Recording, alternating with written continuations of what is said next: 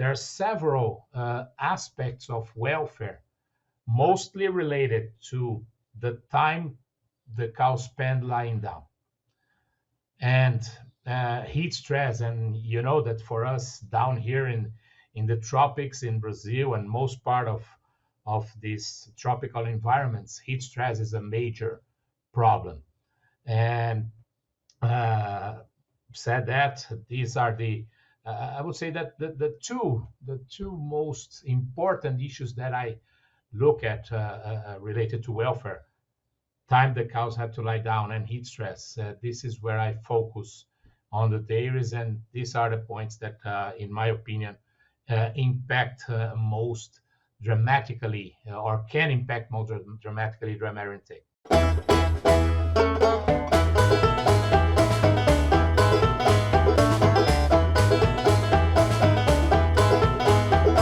So, hello everyone. This is Luis Ferrero, one of the hosts of the Dairy Nutrition Blackbelt Podcast. And today we'll be discussing a lot of different things associated with welfare and how that affects the nutritional status of the dairy herd. And to discuss with you, we have the pleasure of receiving Dr. Alexandre Pedroso. Dr. Pedroso is an independent consultant in Brazil and works a lot not only with dairy nutrition but also with a lot of different things associated with welfare issues. Alexandre, thank you so much for joining us today. And before we start our discussion, which I'm sure people will truly enjoy, can you please give us a brief background about yourself? Okay, Luis, thanks a lot for inviting me. It's a real pleasure being here with you today. Well, I'm a dairy nutritionist, as you already mentioned. I did my master's and my PhD here in Brazil in dairy cattle nutrition. And I started my career as a consultant. Then I decided I liked research. I joined Embrapa here in Brazil. You know what it is, but it's similar to what is the USDA, a research agency. Uh, didn't fit into the public system. I joined the industry, worked for several years with Cargill Animal Nutrition here in Brazil.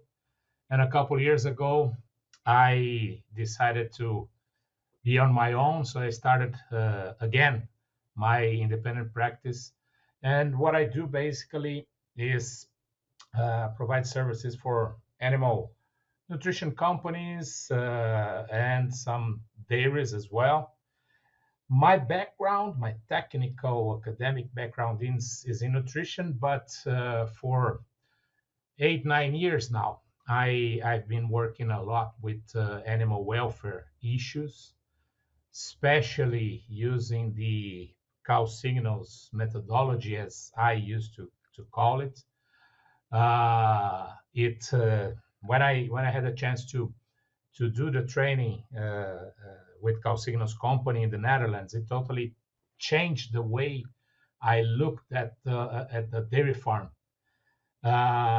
Mainly because as a nutritionist, many times I got frustrated when we had situations where the farm had excellent feeds, formulations were neat, but for other reasons, the animals didn't perform as expected. And when I understood that most of these was related to the lack of welfare in dairy farms, then I started looking deeply to this. And the point is, Luis, that most of the welfare issues that we see in dairy farms, they directly impair dry matter intake. So for the herds, cows, heifers, calves, whatever, be let's say properly nourished or have a good nutrition. Of course, formulation, the feeds are important, but also intake. And at that time, I started looking for these other issues that could, uh, one way or another, impair intake. So that's pretty much of what I do here. Try to fix these problems in the dairies, train people to use it on the field, trying to get the farms to have better welfare conditions so their herds can perform better. Absolutely. And certainly it makes a lot of sense, because we always discuss that with not only people in the field, but also our own students, because definitely if everything else is not right in a dairy, how could you expect that the cows will utilize nutrients well? So, said that, right, can you tell us a little bit more? How does welfare impact the nutritional status of the herd, of the cows, etc.? Well, as I just mentioned, the key point here is intake. For example, if a dairy cow doesn't have enough time to rest because the beddings are poor or because they're heat stressed and they don't lie down for enough time, they will eat less. If another example, the neck rails at the bunk are not properly disposed, it can make the life of the cows difficult. They will experience some difficulties in reaching the feed that will make them eat for less time and they will eat less. So there are several aspects of welfare, mostly related to the time the cows spend lying down and heat stress. And you know that for us down here in the tropics in Brazil and most part of these tropical environments, heat stress is a major problem. And said that these are the I would say that the two most important issues that I look at related to welfare: time the cows have to lie down and heat stress. This is where I focus on the dairies, and these are the points that, in my opinion, impact most dramatically or can impact most dramatically dry intake. No, absolutely. And I think heat stress is an issue here in the US as well. I know that Wisconsin, most part of the year is very cold. Today is very cold, actually.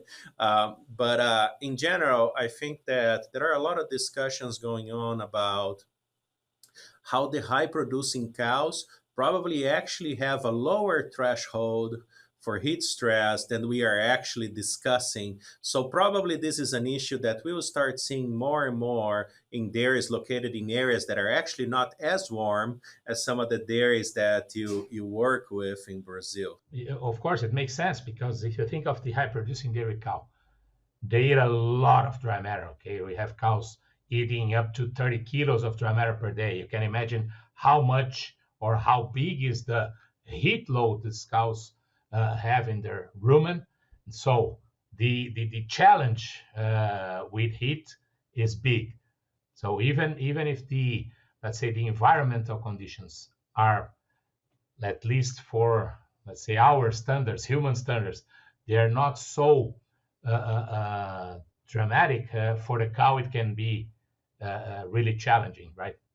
Oh yeah, no, absolutely. I have no doubts there, and certainly is a key part of this discussion. So you mentioned a couple things that can clearly cause issues with the energy status of the animals, like you mentioned the beds, some of the issues associated with heat stress, or some of the feed bunk issues. Are any other common welfare problems that you see that may have an impact on intake? Or affect the energy utilization of those cows?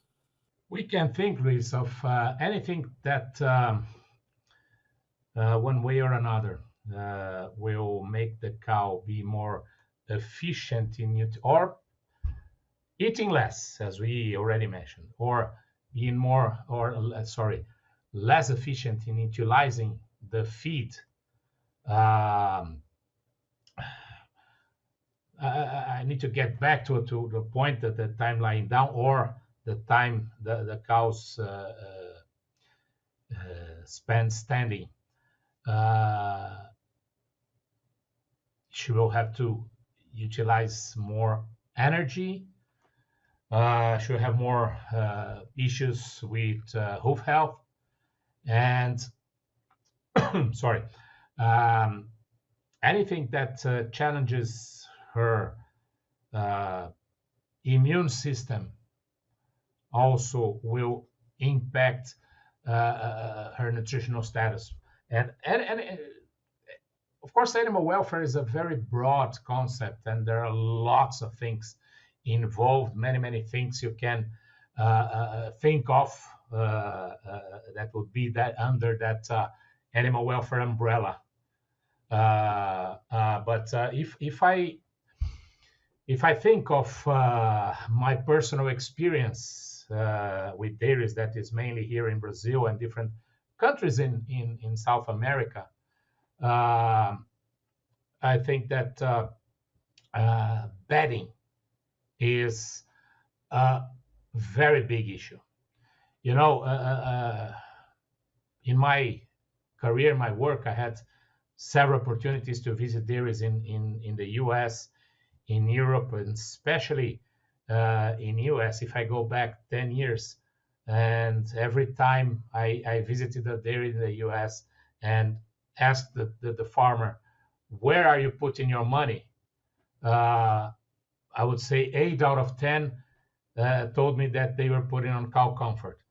And in general, on average, I see uh, uh, um, farmers taking much more care of the beds than here in Brazil. So perhaps the challenge here would be much greater. This is why I always come back to that. Okay, time the cow spent lying down, blah blah blah. I talk about this all the time. But this is my personal experience, and uh, of course there are other things that we can talk about. For example, uh, some time ago, I was at a farm that they had or two pens that they were working with 140% more cows than stalls. You look at it for wow, this is challenging. But the cows seem nice body condition score. Overall performance was good. And what was the magic? Beds were in excellent condition. Feed in excellent conditions. Uh, Pushing up 12, 14 times a day. Excellent ventilation, etc., etc., etc. And these two pens, 90% of the cows were already pregnant. So, and some people here in Brazil, they look at this and say, "Oh, that's cool because it's okay to have 100%." Yeah. You take the wrong way, right? Yeah. Yeah, they don't take care of the sand. They don't push up. They push up, feed 2, 3 times a day only. Poor ventilation and so on. And so that said, ventilation, push-ups are two things that are really important and help the cows in lying down for more time and eating more. So, as I said, many different aspects of welfare we can mention here. And I do think that the comment you made about how important it is to have everything else set up well when you have those issues with higher stocking densities makes a lot of sense, because there is even research that shows that you have to formulate different diets under those conditions. So you expose cows less to potential acidosis, which basically is something that will take some time to happen, but after it happens is a disaster, right? So, Yeah, sure. Introducing Ultrasorb R3.0, Volac's comprehensive and complete solution to reduce the negative impact of naturally occurring toxins on ruminants. Ultrasorb R3.0 is a species-specific product designed to mitigate the effects of specific mycotoxins in the gastrointestinal tract of ruminants. Ultrasorb R3.0 also offers lipopolysaccharides binding capabilities. Endotoxins such as LPS can contribute to inflammation in ruminants, with energy partitioned to mount an immune response instead of production. Learn more about Ultrasorb R3.0 at volac.com. So earlier you said that when you had the opportunity to be here in the US, visit farms, talk to farmers, that whenever you ask them about where they put their money, usually they discuss about the importance of cow comfort. So if we shift that back to you, if you were a farmer, where would you put your money? That's a very good question, but I would say that I would put lots of efforts in providing the cows with the best comfort possible. Of course. I have so many examples here, Luis, that farms we had the chance to help, had the chance to advise, and every single one that made the right investments in improving cow comfort. You can heat stress or bedding or whatever.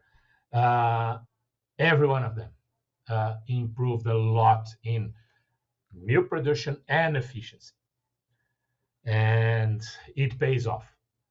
So my experience shows that investing in cow comfort, uh, maybe at least for our standards here, it's one of the investments that you pay more quickly compared to any other.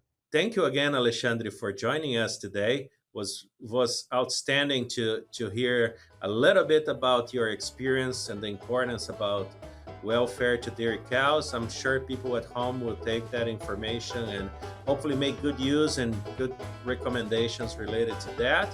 To you at home, thank you very much for joining us today. I hope to see you soon. You're more than welcome, and thanks for inviting me.